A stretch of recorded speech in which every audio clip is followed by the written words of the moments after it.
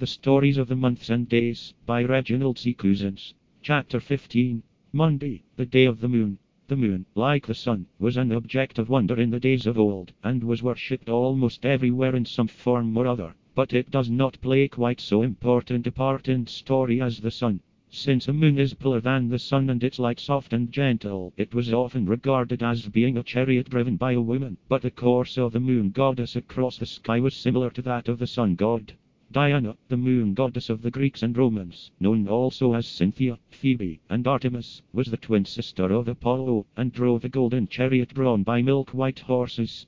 Diana and Apollo were children of Jupiter, and were born in the island of Delos, where a temple to Apollo was afterwards built. Another of the 7 wonders of the world was the temple to Diana at Ephesus, on the west coast of Asia Minor. The worship of Diana at Ephesus is mentioned in the Acts of the Apostles. And when the town clerk had quieted the multitude, he saith, Ye men of Ephesus, what man is there who knoweth not how that the city of the Ephesians is temple keeper of the great Diana and of the image which fell down from Jupiter? The temple was destroyed in the year AD 263, but remains of it may still be seen. Diana was also the goddess of hunting. She was a skilled archer, and spent the day in hunting, as we have seen in the story of Orion. The most famous story of Diana is that of her love for Endymion, a young shepherd, a story which has been told by the poets many times. One evening as the moon goddess was driving silently across the sky, she saw sleeping on a hillside a handsome youth, his resting flock scattered over the gentle slope.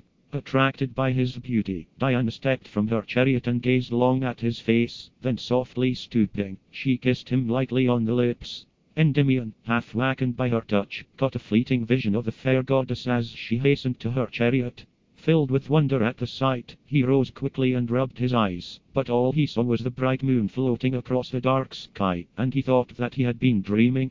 The next night the goddess came to him again, and again he saw her with his half-closed eyes. Each night when the bright rays of the moon fell on his upturned face he dreamed this wonderful dream, but he was always sleeping when the goddess came, and never saw her in her full and dazzling beauty. The days now seemed long and dreary to Endymion, and he waited anxiously for the night that he might see again the glorious vision.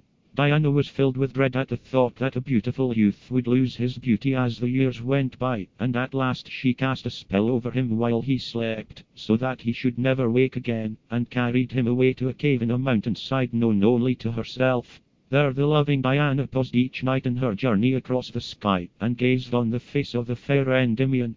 Diana, when hunting in the forest, was attended by a band of wood nymphs who were her faithful followers. One of these nymphs, Arethusa, was one day cooling herself after the chase on the banks of the river Alpheus, when suddenly the god of the river appeared.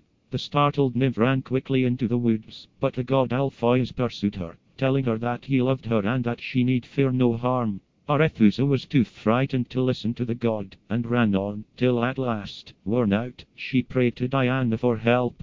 The moon goddess was ever ready to help her faithful nymphs, and in answer to the prayer transformed the girl into a fountain, which she hid in the thick mist. Alpheus, suddenly losing sight of the nymph, wandered sorrowfully about, calling out her name in his distress. Arethusa now thought that she was safe, but the wind god, Zephyrus, blew aside the mist, and Alpheus saw a fountain where there had not been one before, and guessed what had happened. He quickly changed himself into a river and rushed towards the fountain, but Arethusa sprang from the rocks and hastened away over the stones and grass. Diana now saw her fresh danger, and made an opening in the ground, through which Arethusa slipped, to find herself in the kingdom of Pluto, the god of the underworld. Here she wandered until she found another opening, by which she escaped once again into the sunshine on the plain of Sicily. Alpheus, however, at last made his way across the sea to Sicily, where he found Arethusa and won her love.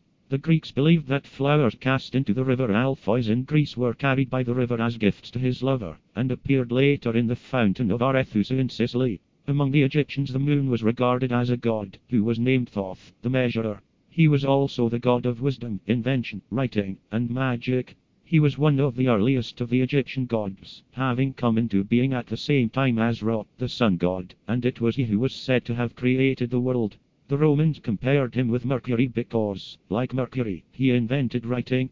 As the god of the moon, he was represented as wearing a crescent moon on his head, and holding in his hand a stylus, a pointed instrument used by the Egyptians for writing on their wax tablets. The Babylonian moon god was Sin, the lord of wisdom. He was the father of the sun god, and was one of the greatest of the gods, owing to the fact that the Babylonians regulated their calendar by the moon.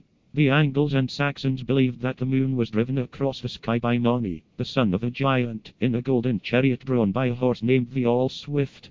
As in the case of the sun, our ancestors had no distinct goddess of the moon, but we shall read of Mani again in a later chapter. Hymn to Diana, Queen and Huntress, chaste and fair. Now the sun is laid to sleep, seated in thy silver chair, state in wonted manner keep. Hesperus entreats thy light, goddess excellently bright. Earth, let not thy envious shade dare itself to interpose. Cynthia's shining orb was made heaven to clear when day did close. Bless us then with wished sight, goddess excellently bright. Lay thy bow of pearl apart, and thy crystal shining quiver. Give unto the flying heart space to breathe. How short soever, thou that mak'st a day of night, goddess excellently bright. Ben Jonson, Cynthia's Revels.